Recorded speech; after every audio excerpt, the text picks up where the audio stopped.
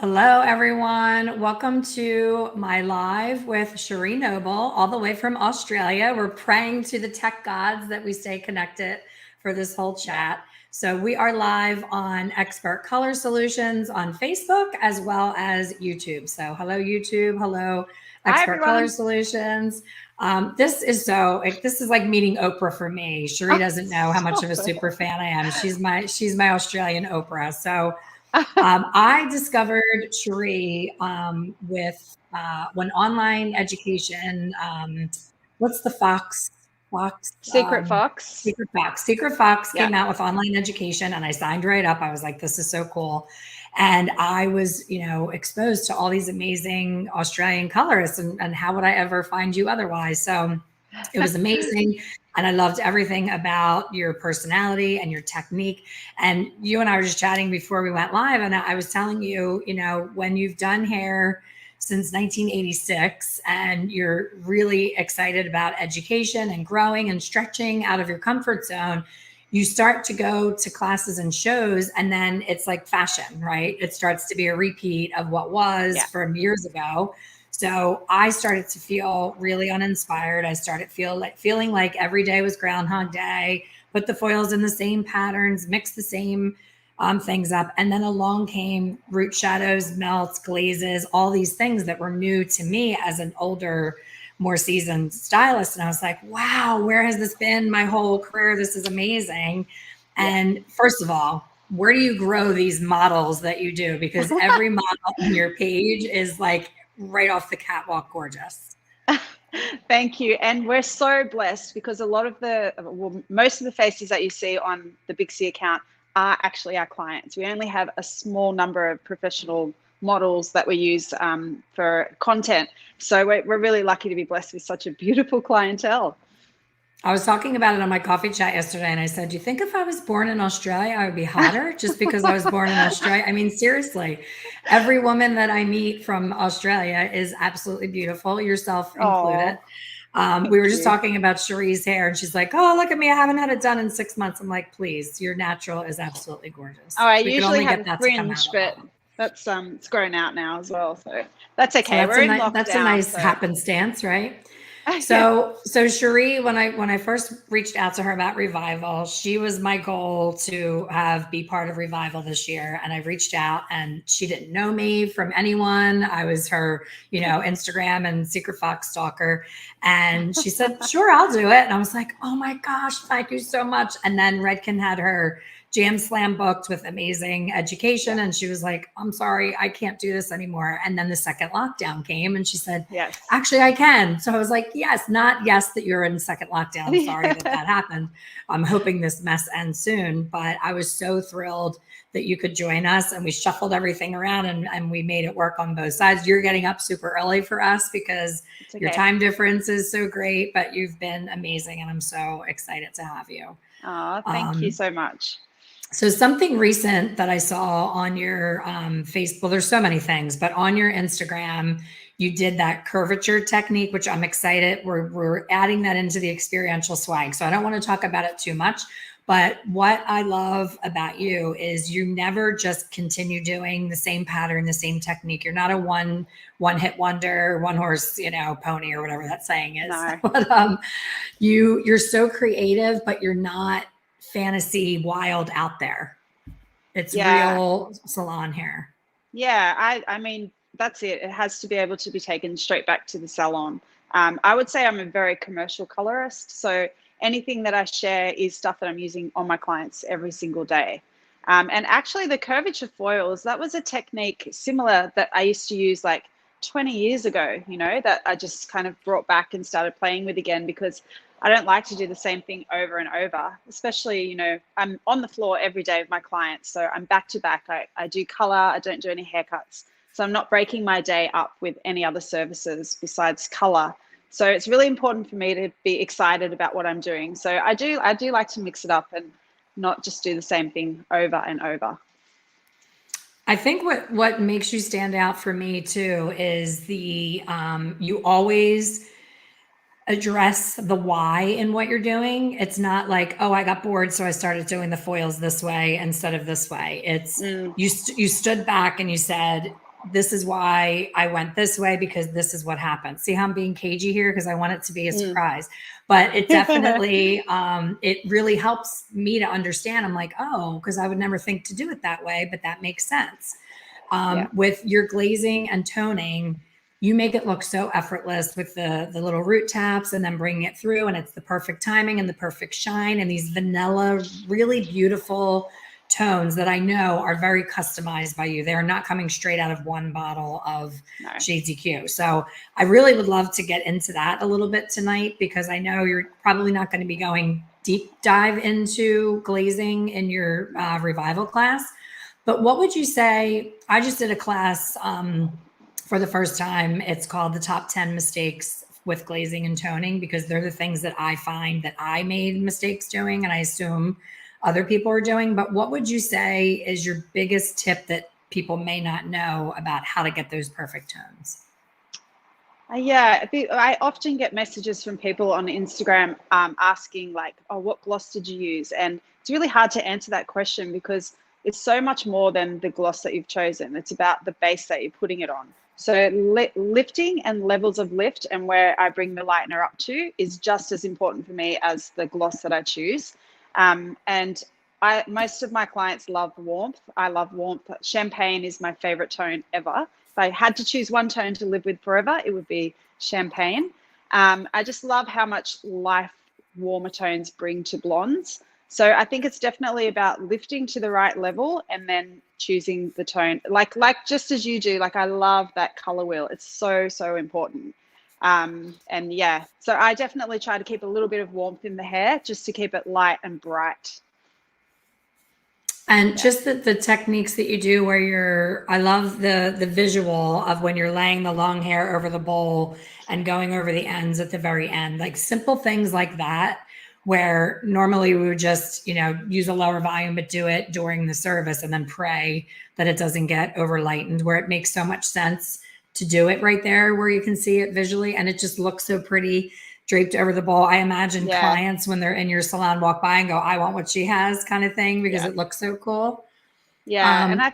And it's also these services now, like I was coloring, 20 years ago when we weren't root shadowing. It was just a global gloss. We weren't base and balayaging. We weren't refreshing ends with balayage. Colors change so much and it's so exciting. I absolutely love it. So being able to add those new services to our salon has not only like elevated us as a brand, but the colors are so much nicer. They're so much more personalized, and yeah, I love it.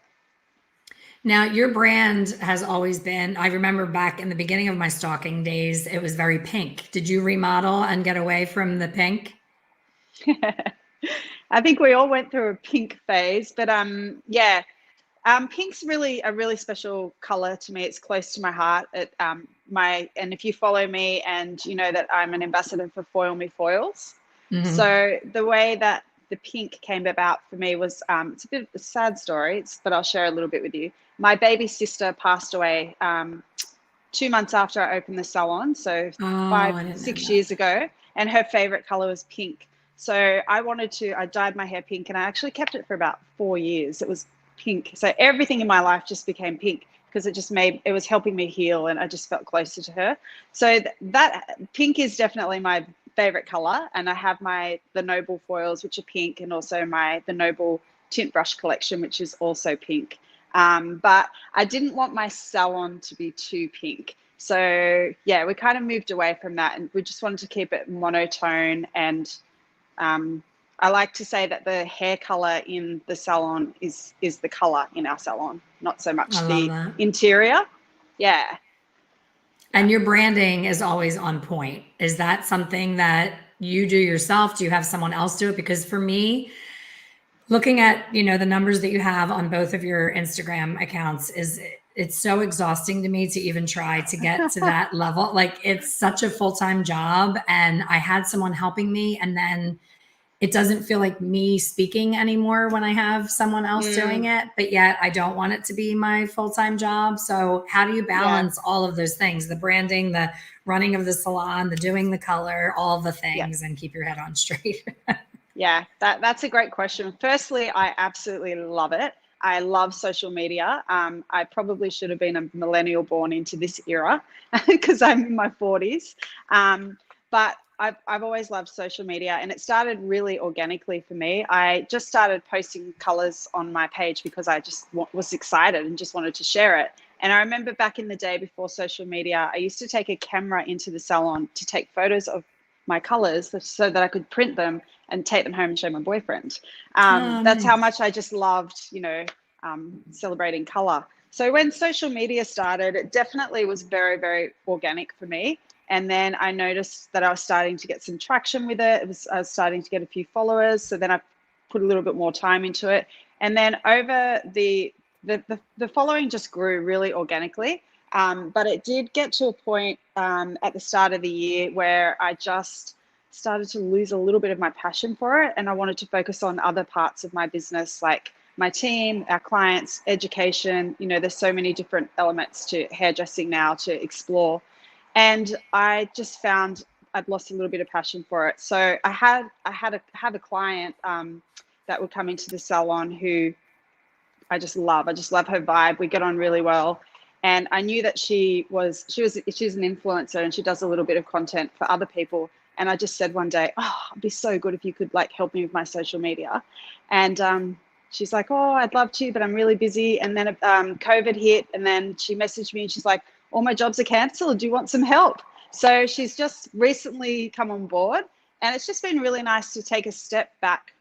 We still speak every day, but I'm not the one putting the videos together anymore. But it's still my voice. It's still the captions we're working on together. But I do run my own page still. So the Sheree Knobel color, I run that one on my own. I don't think I was totally ready to let go. But yeah, it is a lot of work. But if you scroll back to the beginning of Bixie, you'll see how different the work is. I think social media it's a journey, and where you just keep growing and growing. And as you grow, you learn how to do it, and it becomes easier and easier. So I think for anyone starting out trying to build a following, it really does take time, because as each month passes, as each year passes, you really find out who you are as a hairdresser and what your brand stands for. It's not something that you kind of sit down and go, I'm going to start a social media and this is the voice that it's going to have. Like for me, it has to be organic, like you said. So it changes. Yeah, sometimes I wonder, a lot of people fall into those, paying for followers and all that. I'll watch somebody's trajectory and I'll be like, she just had 1,000 followers like a month ago. There's no way she's at 20,000 with a swipe up feature. To me, it's so obvious, and I won't go there. I get a million of those things in my mailbox. I'm like, I refuse. I want people that are following me because they want to be there and they genuinely like the content. I'm not going to go for the vanity metric, but it is hard because it's a different skill set for each platform. Because now I was talking to my Facebook ads manager, because we're in full, marketing mode for Revival. We're getting down to the wire. And she was like, you know what, Elaine, you need to go on TikTok. I'm like, oh my gosh, something else that I have to do. I'm like, I don't want to go on TikTok. TikTok is so hard as well. Like I'm on TikTok. And it's just so different to Instagram. And I've got a 13-year-old daughter who sometimes I'll be putting something together and she'll go, Mom, why are you using that music? It's so old. And I'm like, oh, I don't know. Can you help me, please? Right. Yeah. And the rules change all the time. For a while it was on Instagram, do the ... and then do the hashtags. And then that wasn't working anymore. And then it was do all 30 hashtags. And then it was the hashtag has to be relevant to the picture or Instagram will hide it. And then we all know what just happened this week with Facebook and Instagram. So all the changes, plus making sure you have everything you need in the salon, making sure your staff is happy, making sure your clients are happy, making sure your family's happy is just so exhausting. Yeah, there's a lot to do, but I absolutely love it. So it doesn't feel like work. But having said that, I was really happy to pass the Bixie account over a little bit, because it was just taking up way too much of my time. Like I was waking up in the morning, spending an hour on Instagram before I would, go and see the kids. So I just decided that I didn't want to do it like that anymore. So it's been really great for me. But I say I've got a lot of friends that have just opened salons. They're like, oh, you know, what should I do? Should I pass it over to somebody? And I always advise them to build it themselves for the first couple of years. Let their clients get to know their brand, be the voice of their Instagram, then look at passing it over if you want to. Yeah. I think that's the other thing that I noticed too, is that it seems like hairstylists are confused as to who their platform is meant for. They start out doing, you know, client pictures and beautiful makeovers and that sort of thing. And now I think they follow other educators. They're not educators, and they start breaking down the how on the hair. And Yeah. I look at it and I'm like, this is why clients are becoming a nightmare, because they're coming in and they're saying, you know, I don't want bleach. It's too harsh on my hair. And, you know, I don't want a shadow root because it's going to be too dark. And they're saying all the terminology that we're only supposed to know what that is. Yeah. So I think there's like this strange, weird crossover that's happening that never happened before because of social media, because a client can follow your Instagram and watch your stuff, but you would think, why would they want to? But it sounds like they want to. They do. They do. Too armed and dangerous. Especially when balayage, you know, came back onto the scene, and it was like clients were bringing in these amazing pictures of blondes, and you know that it's not balayage, because traditionally balayage is very, very soft and natural. There's so many different variants of balayage now. So that was something as a salon, as a team, we really worked on to make sure that we didn't get caught out in those consultations, and really educated our clients on how exactly that color was created. Yeah. So is your whole salon departmentalized? No, or just you? Well, everyone has the choice. So when they come through their apprenticeship, their training, we do color and cutting. I like them to do all aspects of hair first. And I truly believe, like, to be able to place a beautiful color in, you need to understand how a haircut works. So they do both, and then it's up to them if they want to choose to specialize in one or the other. Yeah. So as far as scheduling goes, do they see you for color and then get cut, or vice versa? What's the timing like in your salon? Yeah. So it usually they'll see me if it's a new client and they need a reshape, then obviously I'll get that done before we do the color. But generally for my regular clientele, we'll do their color first, and then they'll finish with their haircut and blow dry. Yeah. And it's a real in Bixie, and I'm really hope it comes across through our social media, but we're just like one big family. It's a big communal, the clients belong to everyone. So I really wanted to create a feeling where clients were happy to see Ash or happy to see Ali. It wasn't so much, we share all the clients together. Yeah. I wish I could remember the name of the adorable little blonde assistant that was working with you when you did The Secret Fox. She was so cute, and I can't think of her name, but she had a cute little way about her. She had this tiny little voice, and she was doing your root. They went back in the. I'd have to see a picture of her. She was so cute. I was I'd like, say I hope it'd be that Ali. she's a successful colorist right now, because she was so good and so fun to watch. Is she still with you? Yes, she is. Yes. Awesome. Yeah, so Ali's been with me since the first day of her apprenticeship, which is really cool. And she also is our cutting and styling educator in the salon. And she also works alongside me when we do private education for other salons. So yes, That's we awesome. love Ali. Awesome. Yeah, I was like, that girl's going to be really good. Like, you could just tell that she gets it. She had a really good eye for it. Yeah. She was so cute. So people are just saying hi, hello. Tracy said she loves your logo. So she must have been on your, I've sent everybody to your, like, you need more followers. I have none, and I'm sending them over to your page. I was like, please go look at her page before we meet. You're going to see all the gorgeous models, because I knew people would have questions. And for me, like I was just saying to Sheree, my son gave me a new camera, and it's making my hair look super yellow. It doesn't look this yellow in person, but since it does, this is a great example. I hate yellow in my hair.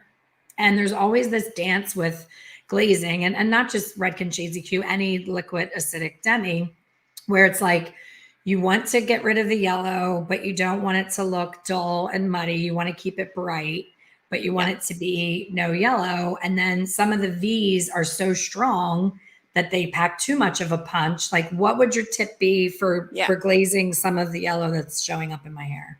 Yeah, so definitely the V's will counteract all of that gold. So I wouldn't ever use the V on its own, but I do like to mix it with other tones. So we really want to celebrate the gold that we can already see in your hair. We don't want to completely counteract it. So I would definitely go in with I use Shades of Q gloss. So I'd use like a 09 RB, which is the red brown, but on a 9 to 10 level, it's going to be very, very soft and champagne-y. And we know that pink will counteract gold. So we don't want to use straight 9RB because it's probably going to counteract all of the gold, and we still want to celebrate some of that gold that's in there. So I would go in with like 09RB, 09GI, and then double clear. I like to add clear into all of our blonde toners, especially through the ends, the mids and the ends, just because we want to keep them really sitting at like an 10 or 11 level. And then we're going to go in a little bit deeper on the root. But yeah, I would go in with like double clear, 1 part 09RB, 1 part 09GI. So you've still got that mix of gold and champagne counteraction, but it's not going to completely tone it I all love that out. because my friend Ian did the same thing. He was formulating a blonde model and he pulled the RB out, and I was like, where are you going with that RB? She's pale blonde. He's like, trust me. And that became my new favorite thing on a pale blonde because it kept it from going, too overtoned and too dark. So that's interesting. Yeah. And then you do 2 parts clear to whatever the combination of the 2 shades is. Yeah. And the reason that I do that is because I like to leave my glosses on for the full processing time, because I believe that if we don't, she's going to wash straight out. Shades of Q lasts up to 20 washes. So sitting at a lighter level, I want that toner to stay in for as long as I can. So I always will dilute it a little bit more so that I can leave it on longer, so that it's going to last longer for my guest. I also learned from you I see other people do it now, but this was years ago. I mean, how many years ago was that you were on Secret Fox? It has to be 6 years, at least 5 or 6 6 years. Yeah. So I wasn't doing a ton of glazes because I don't really bring people up super light to begin with. I kind of was stopping them at the right level and just didn't need a whole lot of glazing. But I was just, for lack of even thinking of it any other way, just putting everything on the whole entire head. And then I saw you starting to part off that, and I was like, that makes so much sense because that's going to grab anyway because it's that fine hair. And you want that to be lighter and brighter. So I'm like, oh my God, something so simple. But then once you see it, you can't go back to ever doing it all over again. You have to, separate everything. So I was really, really fortunate. It was about 10 years ago, probably 10 years ago. I was sent over to LA to shadow Tracy Cunningham, and I got to work with her for a week. So I can't claim that I started that myself. I was really inspired. I'd never seen a root shadow done like that before, and it was just like complete light bulb moments. I was like, how have we not been doing this the whole time? And I think that really changed the way that I looked at color, because I was just doing global color toners at that stage. And it just makes you fall in love with hairdressing all over again, doesn't it? And as you said, both you and I have been hairdressing for a while now. So, and there's been many, many changes from, when I started, it was streaking caps, no toners, just streaking caps. And I loved it. It was so fun. And then we moved into foiling and then balayage and, then root shadowing. So it's been amazing. And I think the favorite thing about your techniques is you will do all of the above on the one head. You're not getting in that robotic, next piece. So I'm going to make this piece blonde because it's next. You're strategic about your placement. You're strategic about, you'll do slices and weaves and, textural patterns and zigzags and just so many different things. And in your pictures, it shows. It shows that it's not noodles coming out of the head, everything just uniform, all one color. So it is the simple things. Yeah, I'll break down a color. I think we can get kind of stuck in a rut, if that's the right Aussie term to use, of doing the same thing over and over. But I like to step back and take a look at the hair and break it down into sections. So what do I want to see through the root area? Do I want a face frame? What do I want to see through the ends? Do I need any tonal variation? And that's kind of how my thought process behind how I'll go in. So a lot of the time I might need to lighten my root area first, but the ends need to be balayage and they don't need to be left on for very long. So I'm going to go in and use foils to lift the roots. And then when I get to the basin later, I'll refresh the ends, rather than trying to do everything all at the same time and having different levels of peroxide and over processing around the hairline. I just really break it down into chunks and just work my way through the steps.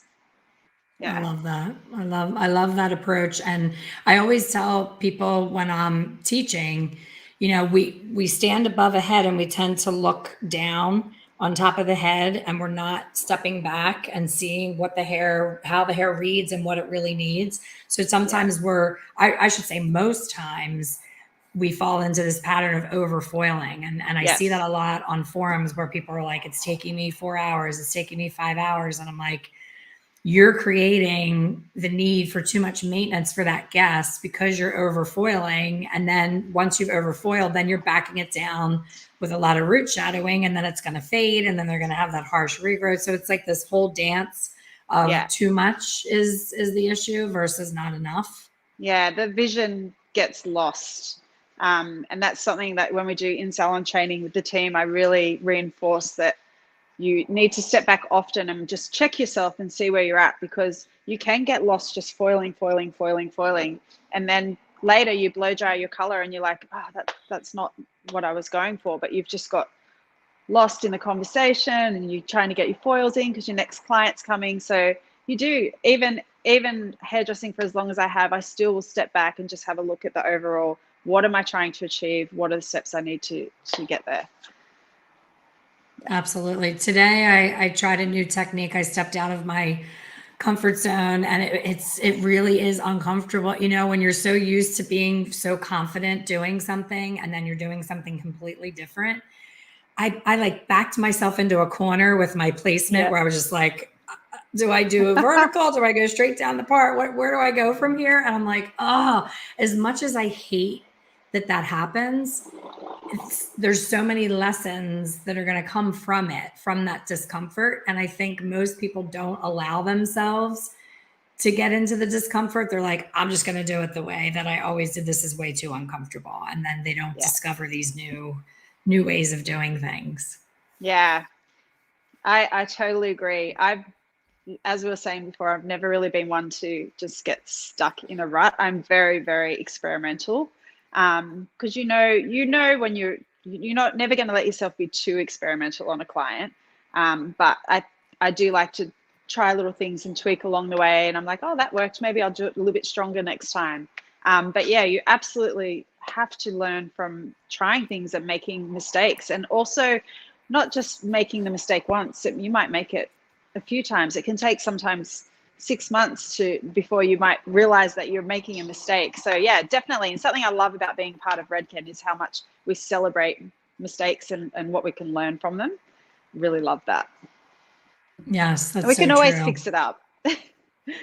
Do you find that there's any differences? I mean, because you're with Redken and you travel all over, and you got to spend time with Tracy, that's amazing. I always say I would go assist her for free for a week if I could go there.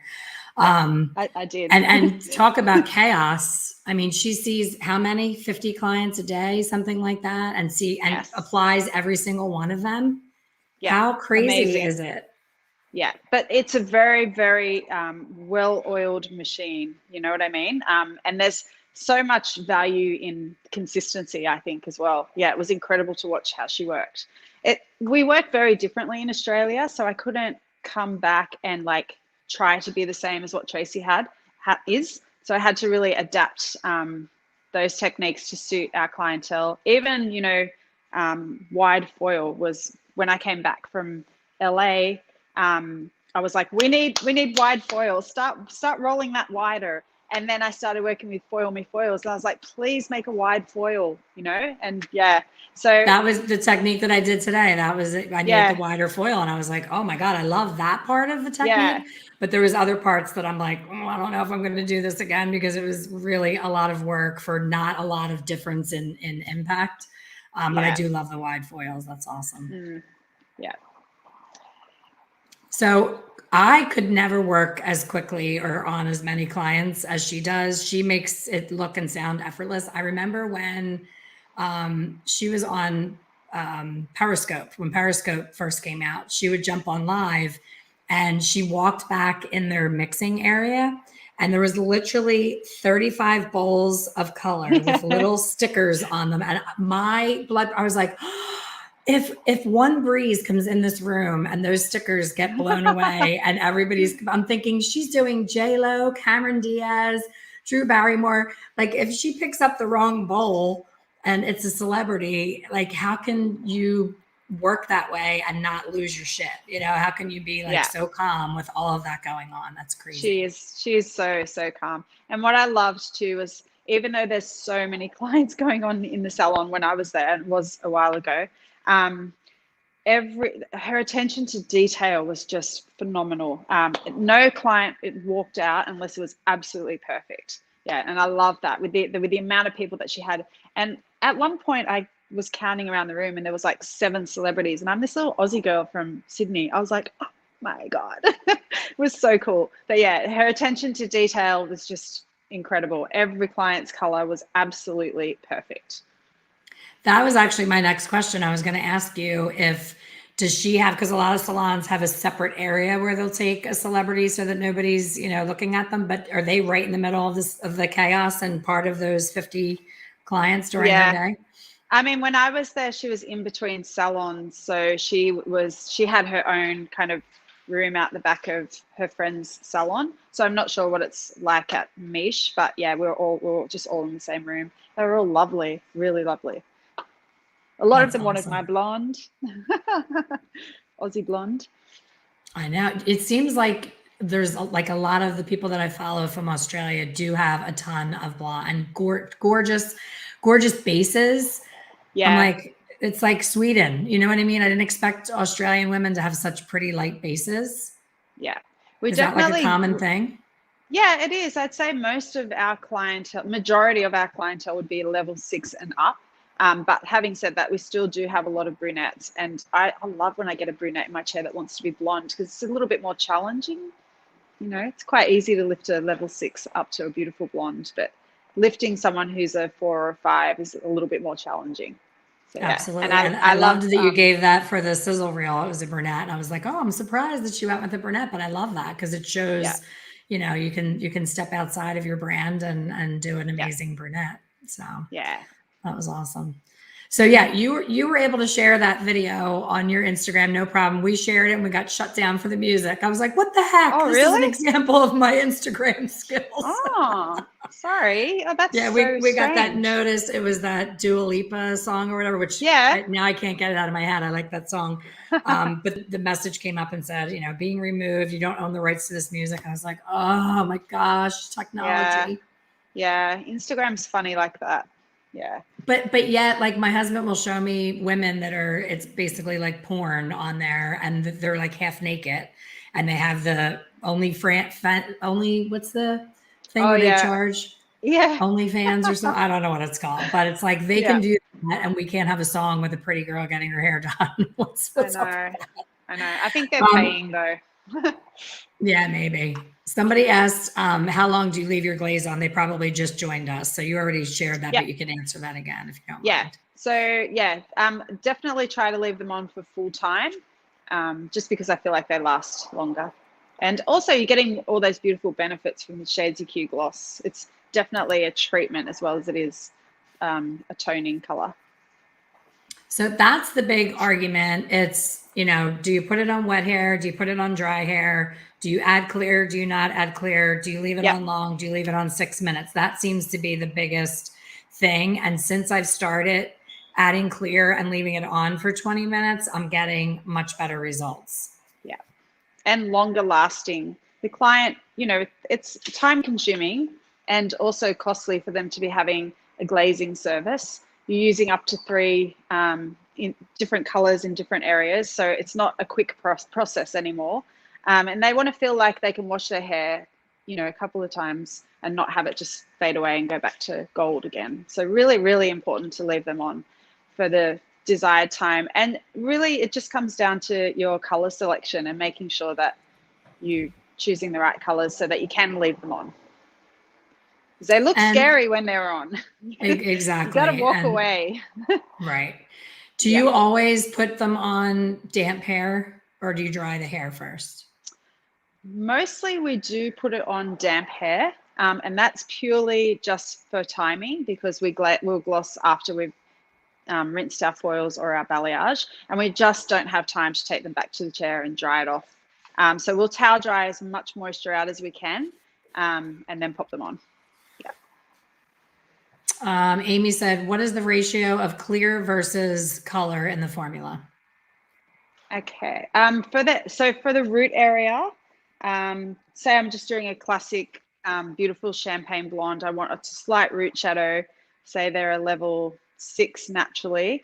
Obviously, if I'm lifting my foils up to a level 9, the contrast against a 6 and a 9 can look a little bit stripy. So I'm going to drop that down with like a 9N, a 08N, 09NB. So I like to keep my roots natural and almost on the cooler side. So I wouldn't put any clear in the roots. But when I went through to the ends, I would like add double clear. So one part, say if we're doing a 9 level, I do 1 part 9 level, 2 parts clear. So we're taking it up to like an 11 through the ends. But yeah, I generally try to stay away from warmth on the root area of my guests, just because it's not rarely natural to have too much warmth coming through the root area. But then through the majority of the hair where we want that lightness and brightness, I definitely want to have a little bit of gold coming through. I think my number one question that I get is caramel on the girl that you did with the darker base. When they want that caramely color, there's that fine line between you want to get rid of any kind of, off tones with lightening somebody at a darker level, but yet you want to keep that little bit of warmth in a caramel. So how do you navigate that without it going too warm? Yeah. So again, it depends on what you're working with. But I love the G series in Redken, Shades EQ. So it's gold, but it's pure gold. So on a 7 level, it does sit at a caramel, but it's just gold. So I find that that's really beautiful. It'll counteract any kind of brassy tone, but it won't enhance it. But then if I'm working on somebody who's a little bit lighter and I want to drop them back down and add a little bit of warmth, I love to use a G series, but also I'll put in a little bit of the 0CB series, which is a copper brown. But you're just almost using that as like a filler, I guess, just to add that little bit of warmth back in. But yeah, I think it's just educating your client on, how warmth can be beautiful. It doesn't have to be orange or red. I think once you can educate the client on how that looks and feels on them, they'll feel a lot better seeing a little bit of warmth. But I'm definitely not scared to add warmth back into a caramel, because as we know, when they go home and start to wash it, the first thing that's going to wash out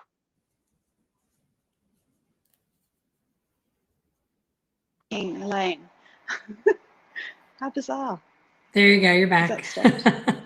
You're good. You there? Yep. Can you hear me?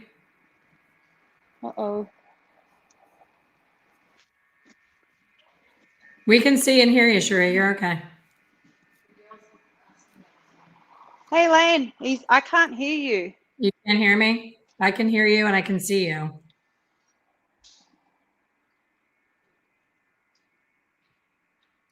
Did maybe your earbud die?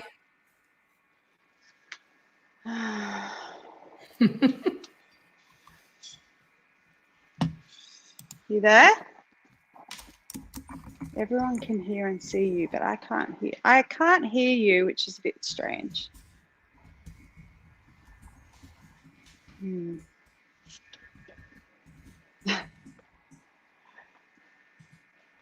I'm just typing Sheree a message because she can't hear me. What's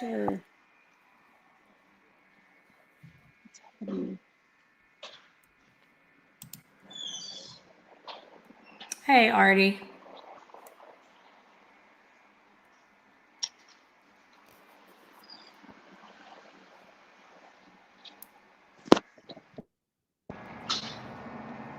Can you hear me now? Can you hear me now? I can see and hear you, but can you hear me?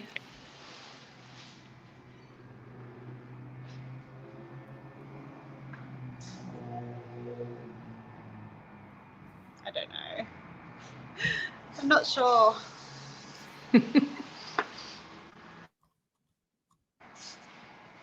I'm so sorry. I'm not sure what's happened. I can't hear you. I can see you. I can see and hear you, but I know you can't hear me.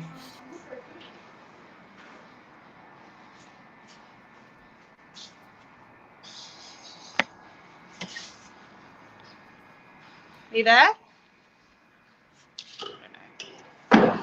So they can see and hear you, but you can't hear them. Is that right? Yes. They can hear us, but we can't hear them. Just trying to take the earpods off.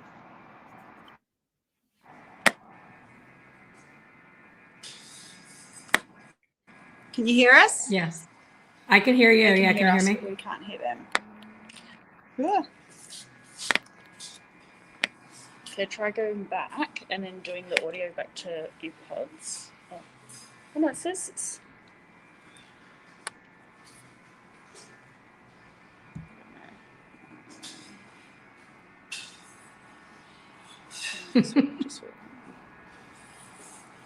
No, she can't hear.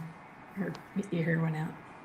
We can see and hear. Can they send it through as a chat, maybe? If they can see you. I'm so sorry, Elaine. We're not sure what's happening.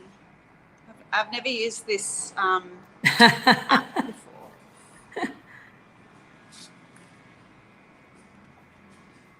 Sorry. That's okay. Sure, Well, I can't hear you. that's okay. So I'll wrap sorry. it up and then we'll see if people have questions and I'll get them to you.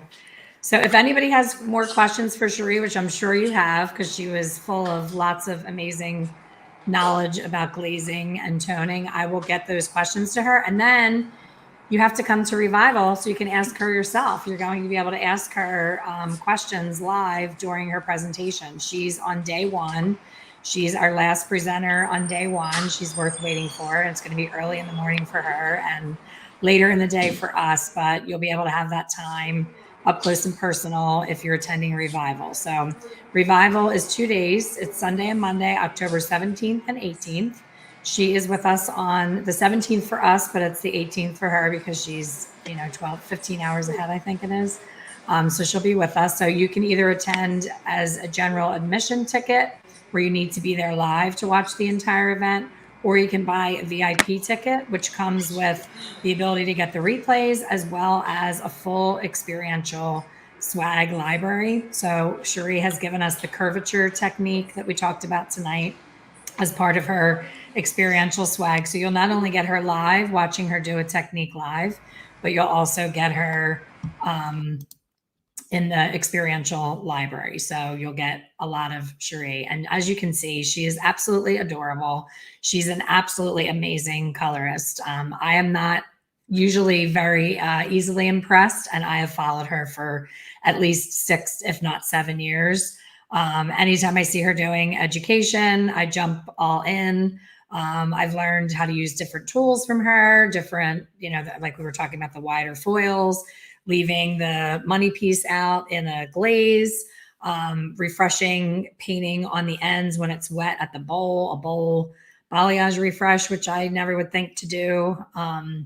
So she just really has a way of coming up with techniques that just make beautiful, natural hair look even more beautiful. It's nothing fantasy or avant-garde. It's, commercial streetwear kind of hair that's just absolutely stunning. So if you haven't already, check out her Instagram to see her work. Let me see the exact handle so I can send you there.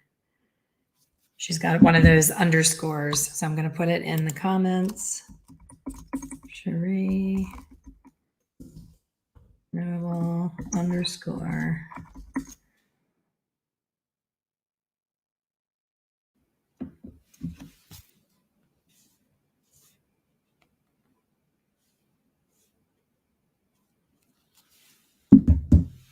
Pixie. And in Australia, they spell color COLOUR. So if you're ever looking and you're spelling it COLOR, you'll see why you can't find her.